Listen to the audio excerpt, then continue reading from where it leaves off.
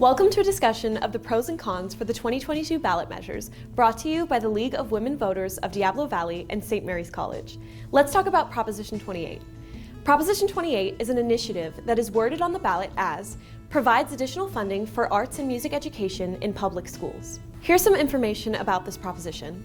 If passed, this proposition would require that the state provide funding specifically for arts and music education in K-12 public schools.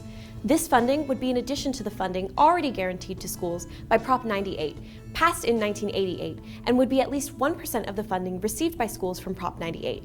The legislature could reduce funding for arts and music following a 2/3 vote from both the Senate and Assembly that reduces total funding. Distribution of funding would be based on enrollment. 70% would be allocated to schools based on numbers of students, and 30% would be allocated to schools based on proportion of students from low-income households. A school's principal would be responsible for planning how the funding would be spent. Schools with more than 500 students would be required to spend 80% of funding to employ staff and 20% on training and supplies. Each year, local school boards would be required to certify that their school spent the funding provided by Prop 28 on music and arts education and report publicly how this money was used. To give you a little background, our public schools serve about 6 million K-12 students. Districts are under the jurisdiction of local governing boards. Roughly 60% of California public school students are from low-income families.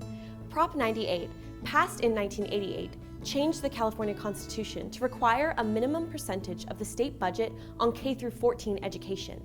In any fiscal year, however, with a 2/3 vote from both state Senate and Assembly, California could provide less funding than that required by Prop 98. There is currently no guaranteed source of annual funding specifically for arts and music education in K-12 public schools. There are some state-funded enrichment programs which may contain arts and music education. State law requires schools to provide arts and music instruction to all students in grades 1 through 6, and students in grades 7 and 8 must be offered art and music as an elective. High school students currently must complete 1 year of arts or music to graduate. If this proposition passes, the budget impact on state and local governments is likely to be a spending of $800 million to $1 billion each year.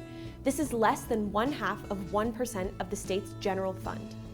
Those supporting Proposition 28 say that Prop 28 would increase funding for educational programs without raising taxes. They add that currently only 1 in 5 California public schools has a dedicated teacher for arts or music programs compared to other states, such as New York, where over 75% of schools have designated arts or music instructors. And finally, they emphasize that studies have shown that arts and music education improve a student's personal life and academic potential, and provide skills such as computer graphics, which could lead to a variety of employment opportunities.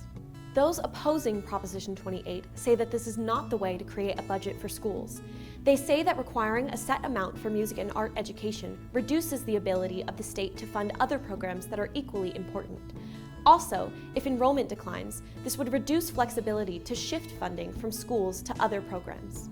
The main supporters of this initiative are Californians for Arts and Music in Public Schools, California Teachers Association, and California State PTA. The fiscal support for this measure has mainly come from the former superintendent of Los Angeles Unified School District, Austin Buettner, an ex-financial investment broker. He has contributed over $3 million.